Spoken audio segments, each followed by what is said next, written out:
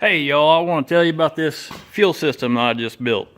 It's been a long time since I got to build anything halfway decent, but I want to show you this little project. This is a generator that we switched over to gas from propane and propane accessories, and I've put a Phytech self-tuning fuel injection system on it. Now what this thing does is create electricity via the generator, and then this PTO driven supercharger looking thingamajig is actually a water pump. So this is used to irrigate a large amount of acreage. I don't know how many it is anymore. A lot. So it's powered by a 383 small block Chevy, just a crate engine built on this mess. So anyways, the Phytech video, I've already covered that. But in the Phytech video, I did not cover the fuel system really well because I didn't have all the parts to do it. So I ran it off of a 99 Chevy Silverado gas tank that still had the pump in it. And then I just rigged up some lines to work and wired it up with wire nuts and ran it, and it runs awesome. So obviously this thing with propane did not have a gas tank. It used a big propane tank. Well, that's fine if you know how to keep it running and diagnose it. So recently we bought a Gleaner combine and used the engine to build another generator, and then used the gas tank off that combine to set on the front of this generator. And painted, boy, that really looks good. So we have this old gas tank, and it doesn't have a place for an electric fuel pump. Kind of a tricky deal, because now we have to figure out how to put a fuel pump in line here somehow. So let me look here. This is a factory one, the top of one. Obviously the pump's gone out of it. I don't know what I did with it. Probably threw it away. All right. So just a quick rundown here. The tank from a combine, from a 1970s combine, we have a steel line running to this homemade canister. It just runs to the bottom of it. And then we took the factory 99 Silverado gas tank and cut the top out of it. And it is plastic, so you're not going to weld it on, obviously. But we did use a Loctite. I don't remember the number. It's a grape jelly looking stuff. It says it holds up to gas. The regular silicone does not, or is not recommended for gas. This stuff is sticky, nasty. I mean, don't lick it, it's not grape jelly, but it looks like grape jelly. Now I've got it on my finger. Okay. Anyhow, so we've set the top of that gas tank down here, and now we have a place to run a factory 99 Silverado sending unit. The pump part of it. Obviously, you're not going to run the stuff for the gas gauge. We could do that, but we'll use a sending unit from this tank. The fuel pump was a 99 Silverado fuel pump.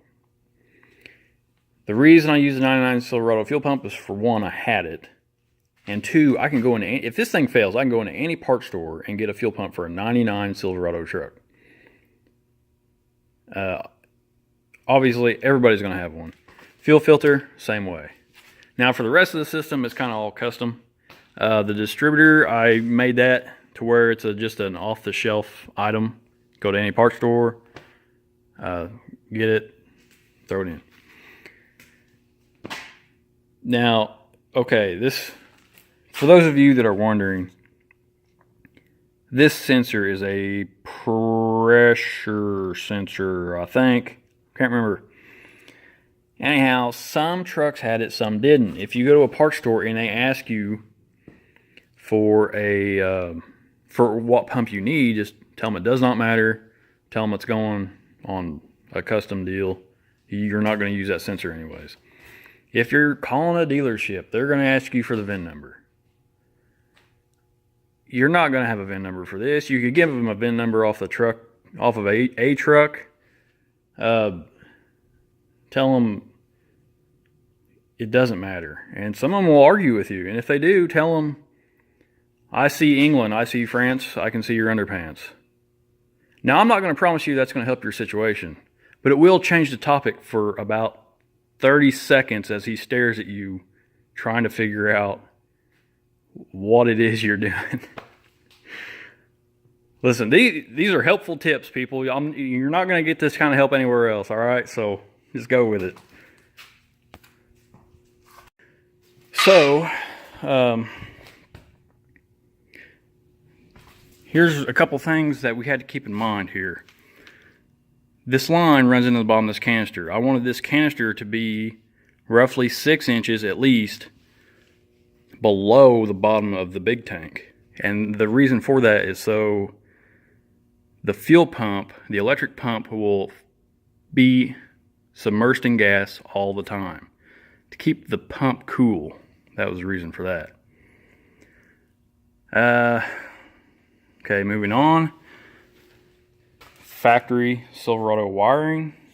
Obviously the connectors are. The orange wire from the Phytech system goes into the big gray wire on this setup, and then the black is a ground. So you just ground it wherever. I have put Russell fittings on here on the return and the vent to cap it off. Not going to need it. The vent, I might end up opening that up. I'm not really sure to get air out of this thing. We'll see how that goes. And then the feed line is a 3/8 factory size. Of course, I'll use a -6 AN. I used stainless braided line on the entire system because of squirrels and chipmunks. Believe it or not, they eat every single thing that is made out of plastic or rubber off of this engine. We've had it overheat twice now because of them chewing the belts off and chewing the radiator hoses off, chewing holes through them. So, yeah, it's a big deal. They're not going to chew through this, I hope. If they do, we got other problems. We're going to put screens around the whole engine and whatever to keep them away from it. Moving on, there is actually a fitting, and I will put the part numbers below in the description, that screws into a factory 99 Silverado fuel filter. And it has an arrow on it telling you which way the fuel needs to go. Got one of those fittings for both sides. It adapts it to a -6. And then the -6 just runs up and around to the back of the Phytech system. Okay, so that's the supply. The return was something else that we had to think about. The return in general is pretty straightforward.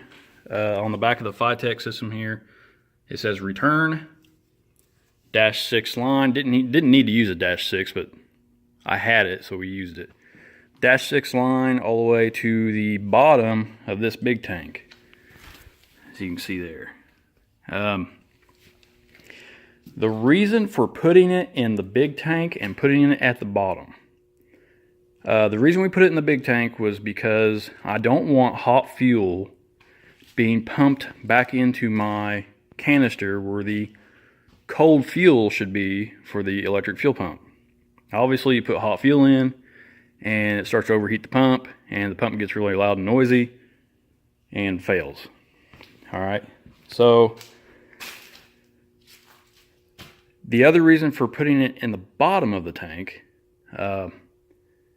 is kind of for the same reason. You've got hot fuel coming all out of the Phytech system, which I don't know how hot it's going to be, but it's sitting right up there on top of a 200 and some degree engine. It's going to have some heat. Obviously, it gets back into the tank. When it goes into the bottom, it goes back into a tank full of cold fuel. If you were to put that line on the top, it would start to aerate and build up pressure in the tank.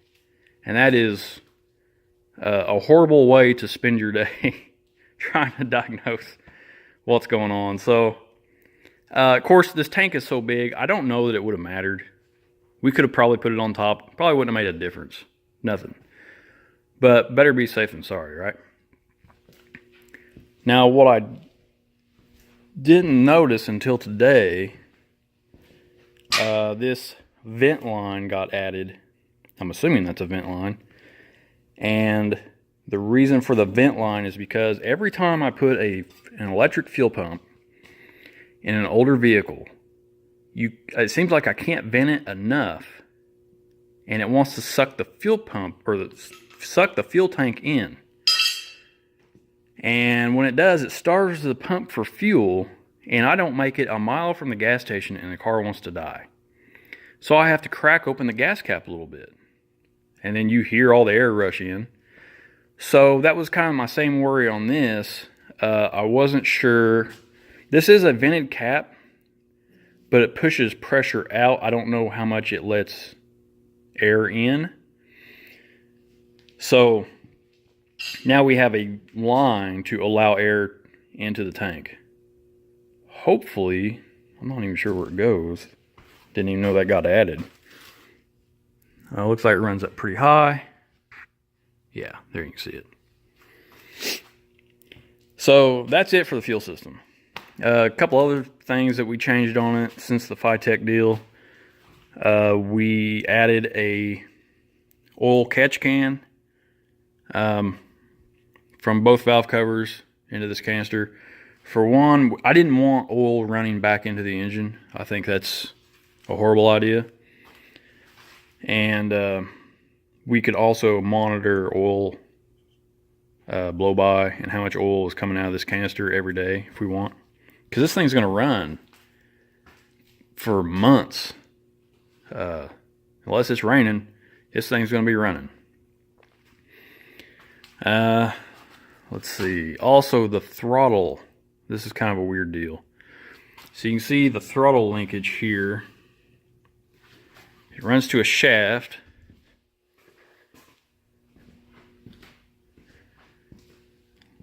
Looks like it was painted by a 3-year-old. Out here, and then this is, let's see, this was idle. And this is a lever off of a really early tractor, just the throttle lever. So, and then obviously you rev it up, pushing it in. This thing is going to run 1850 RPM for the rest of its life. That's all this engine does. And it would appear that it now has a oil pressure gauge. So I guess I need to hook that up too. The spark plug wires are a mess, but everything else looks good or decent. There will be a toolbox welded on down here to put the monitor in that actually tells you all the information. Fuel pressure, RPM, everything but oil pressure. Oil pressure is a separate deal. So anyways, if you are building a standalone fuel system like we have, now you know how it goes. I just got it together. I don't even have any gas to put in it. I know it runs good. This also works for, it works well for derby cars. Years ago, me and another feller built one, and we took a metal gas tank from I think it was a Crown Vic, and we cut the top out of it to hold the fuel pump, holds the fuel pump into the tank. and we took an old air compressor tank, a small one, the handheld deals, right? And welded that metal gas tank to the top of this air compressor tank. Not worried about pressure blowing it out, obviously. But we were able to switch it from car to car really quick if you had to. Or if you just needed a fuel system to plug in to bypass a fuel pump or a whole fuel system in another car, that was a good way to do it. Build like a standalone little handheld fuel system. So there you have it. All the part numbers are going to be at the bottom of the screen that I used. It is, as far as I know, almost ready to go. If you have any questions, gosh, just let me know. This wasn't a simple deal, but it's done. So, oh, by the way, check out the Facebook page. And it's, what is it? It's Divine Speed Team